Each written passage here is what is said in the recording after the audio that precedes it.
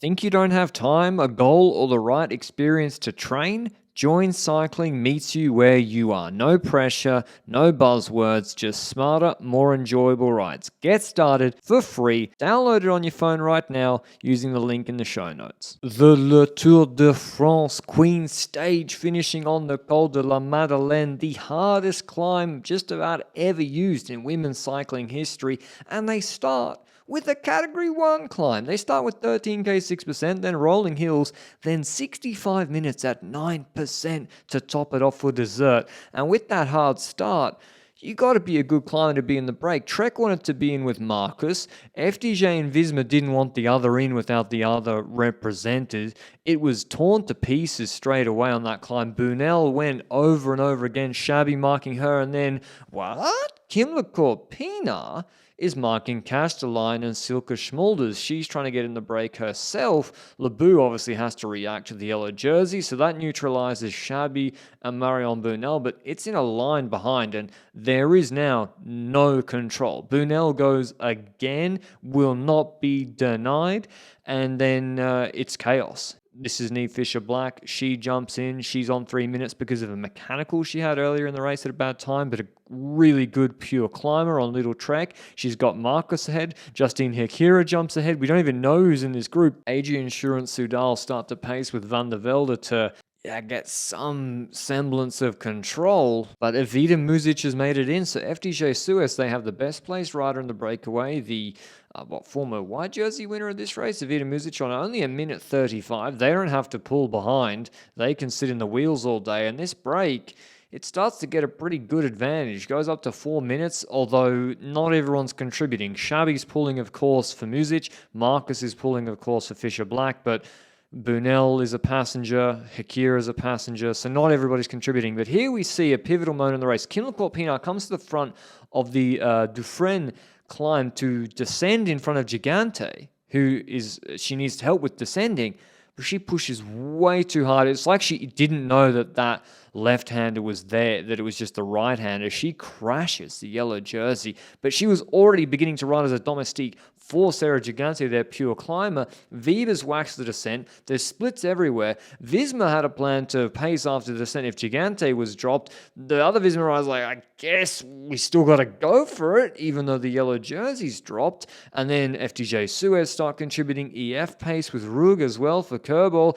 And Gigante, she had to do a big effort to come back. I mean, she was on a gap for a while. She has to go all out to come back to this group because only a short climb and then it's the valley afterwards. So trouble for her. She makes it back, but it's a small group. And then there's a further group behind with half the SD Works team in yellow jersey. They come back. Gap goes out to the breakaway again. Next descent of 5k 5% climb. Vivas says to Visma, have some of this. They're now on the wrong side of a split with, I think, Canyon and Phoenix to Koenig ahead. So they come back. This is all before the Madeleine. We still have a 65-minute 9% climb coming up, and there's been all this action beforehand.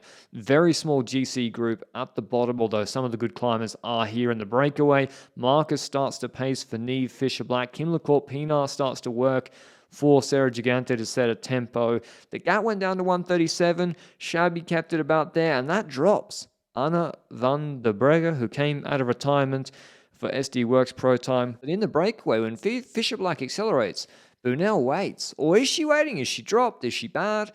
What's the plan with Pauline Ferrand-Prevot behind her, waiting, doing nothing, not pacing with Femke de Vries? Muzic is also there for FDJ Suez, but now the pace from KLCP looks a bit more serious. Riders are in a line, riders' upper bodies are moving a lot more, and it was clear this was the plan.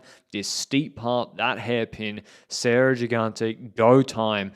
And she has a gap. Royak is on her wheel. Nivea Doma's not getting across. But look who's on a gap already. Pauline Ferrand-Prevot waited with following, saw what would happen, and then attacked her and had a gap. And it was a big gap. She gets across to Sarah Gigante just as she's getting across to her satellite rider, Justine Hekira. And look who doesn't have a teammate to pull. Demi Vollering. And I know these are steep gradients, but still psychologically, having a teammate to pull can make a very, very big difference. And the gap to Nivea Doma stays pretty stable. It's like it was about 5 seconds, 7 seconds. It goes up to 13, 15 seconds. To Vollering, it goes out pretty big, pretty fast, especially when Gigante starts to pull. But now for the second act of Pure Mountain Domestique satellite riders, Marion Bunel, the 20-year-old new recruit for Visma Lease Bike this year, who came second to Vollering on the 60-minute climb in Catalunya. She starts to shred with Fisher Black and Castelline only a minute ahead, and the gap to Nviadoma, which was 15 seconds, she was in sight when Ferrand-Prevot caught up to Bunel.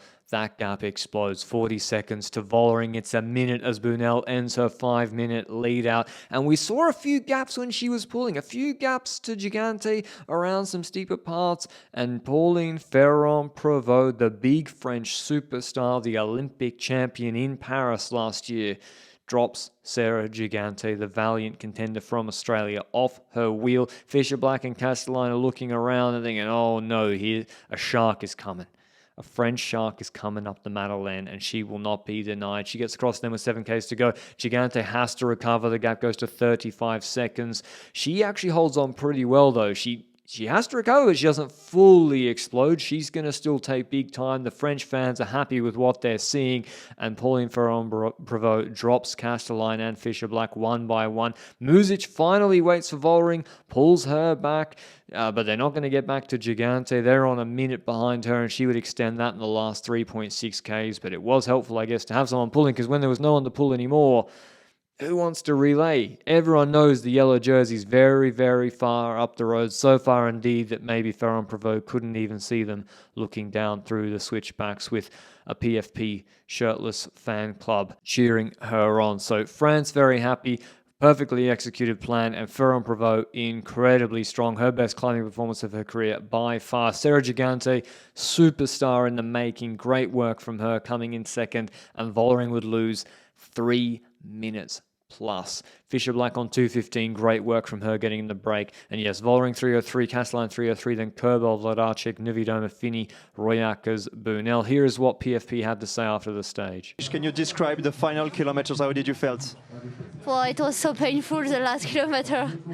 Also because I wanted to have a gap as big as possible for tomorrow, and I also try to enjoy, but until the finish line is not crossed, that it's not over yet. So I just wanted to go as fast as possible to the finish line, and I'm so happy we made it as a team, and I want to thank my teammates because they have been amazing all week long, and I really hope you can finish off the work tomorrow. In terms of GC, as expected, huge ramifications. Ferrand-Prevot goes into yellow by 2:37 ahead of Sarah Gigante. Vollering into third, 22 seconds ahead of Nviadoma in fourth. Tomorrow, it's a tricky stage. They do a mega hard climb, the Jouplan. There's valley afterwards. There's going to be a huge fight for the podium. It could be a nervous defense for Ferrand-Prevot. Hope you enjoy the video, and I'll see you with the recap tomorrow. Ciao, ciao.